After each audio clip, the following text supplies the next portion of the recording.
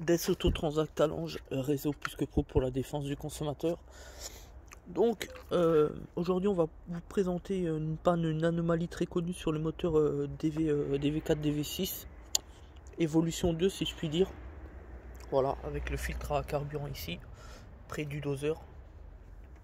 Alors, on va remplacer donc l'actuateur turbo plus l'électrovanne. Ici, électrovanne de pression turbo qu'on vient de décrocher en agissant sur les 3 vis. Décrocher donc le petit support là. C'est un petit peu chiant, mais il n'y a rien d'extraordinaire. Donc voilà l'électrovanne. On a décroché donc les durées de dépression qui arrivent ici. Voilà, donc l'actuateur turbo, finalement, c'est ni plus ni moins que la soupape de décharge ou alors ce qui est plus communément appelé wastegate. Voilà, donc c'est la pièce là qui gère la pression turbo, comme vous pouvez le constater ici. Puisqu'ici, on actionne une soupape qui libère la pression des gaz d'échappement dans une dérivation, tout simplement, rien d'extraordinaire. Alors l'objectif c'est de remplacer cette pièce là qui est en défaut, c'est très connu sur le moteur là. Alors on a beaucoup de gens des fois qui nous envoient des messages sur YouTube pour nous poser souvent des questions plus bêtes que bêtes. Donc voilà, le but de la chaîne c'est pas d'informer les particuliers pour qu'ils puissent faire eux-mêmes les réparations. Le but principal c'est surtout de montrer la transparence de notre établissement en tant que membre du réseau des meilleures entreprises de France, le réseau Plus que Pro. Voilà. La transparence, nous l'avons inventée, nous la mettons en vigueur, en place au sein de l'entreprise depuis maintenant le début, c'est-à-dire depuis juillet 2013. Donc voilà.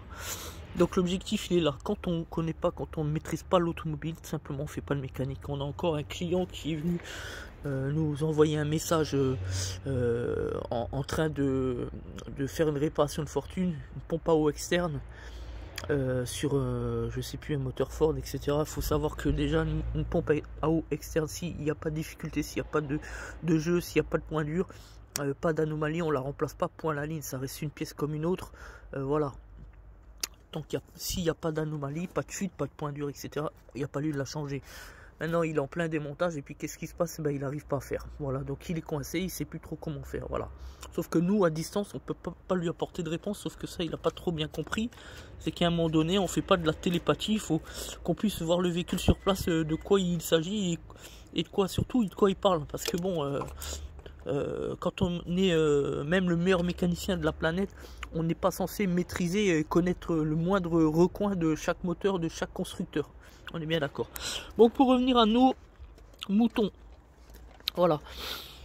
Donc là ici l'actuateur, il y a juste une petite languette ici. Donc un petit circlips avec un petit tournevis plat. On arrive à l'enlever délicatement, il faut faire attention de ne pas le perdre. Ensuite ici on a les 2 vis, donc rien d'extraordinaire. Voilà, donc là on a déjà commencé à les desserrer, tac, tac,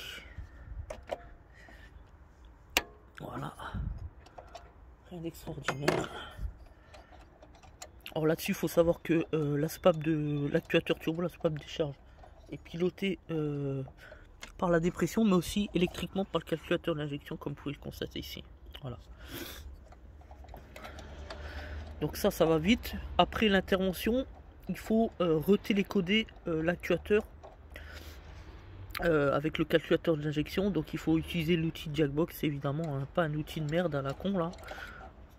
Parce qu'aujourd'hui on sait aussi que les Français aiment bien croire au miracle en achetant un outil de Jag à 30 ou à 50 euros en croyant qu'ils vont pouvoir obtenir les défauts réels de l'anomalie qu'ils peuvent rencontrer donc sur leur véhicule. C'est factice bien évidemment. Nous on l'a démontré 10 000 fois. Il n'y a pas de miracle, un outil diagnostic ça coûte 3 000 euros au minimum, j'ai dit au minimum. Voilà. Donc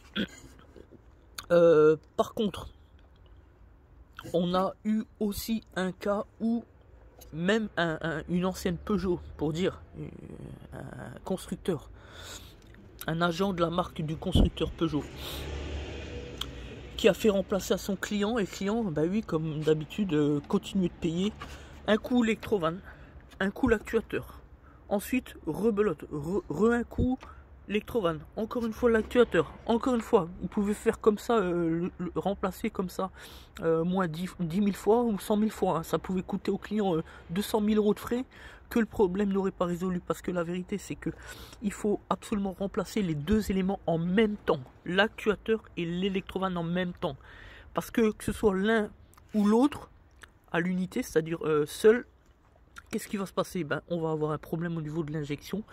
Soit l'actuateur va faire sauter l'électrovanne, on entend souvent ce petit bruit là, c'est-à-dire une excitation de l'électrovanne. D'ailleurs c'est le cas sur ce véhicule, on aurait dû d'ailleurs faire une vidéo dessus. Ou alors on a l'électrovanne qui reçoit mal le contact, le signal pardon du calculateur d'injection, et qui fait exciter pareil, idem donc l'actuateur, et puis on a des pertes de puissance à l'accélération, des saccades, des à-coups, le voyant moteur qui s'allume évidemment, etc., etc. Donc c'est pas l'objectif, vous l'avez bien compris.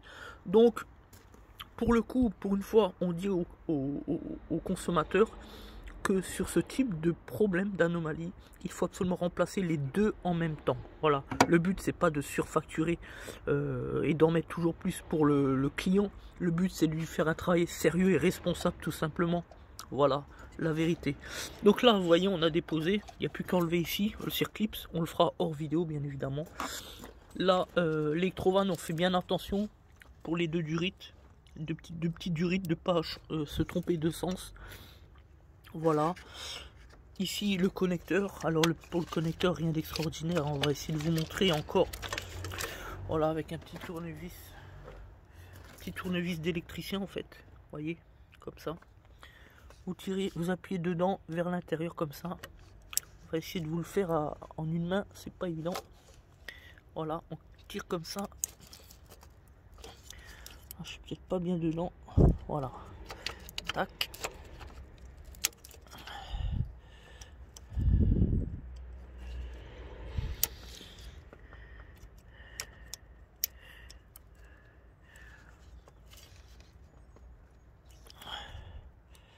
Il me résiste un peu là.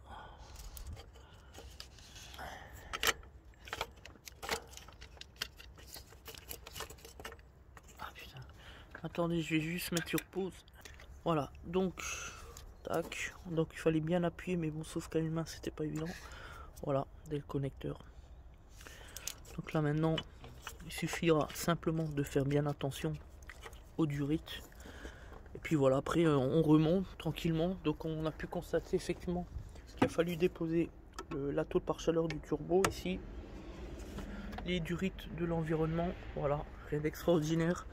Donc là grosso modo nous on en a eu pour 30 minutes, 25 minutes de dépose. Donc voilà, c'est pas non plus la fin du monde.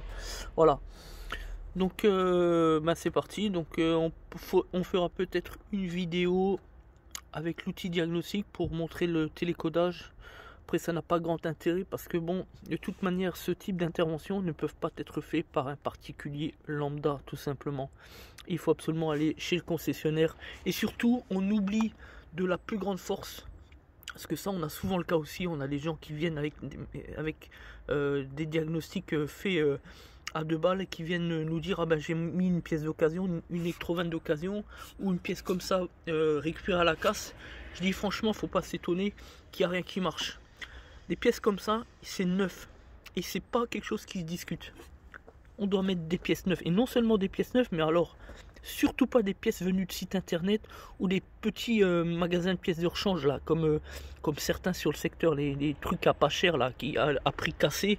Tout ça c'est de la merde. Faut bien comprendre que seule la pièce d'origine vaille, une pièce qui a été récupérée chez le constructeur, c'est-à-dire chez le concessionnaire tout simplement, et en aucun cas ailleurs.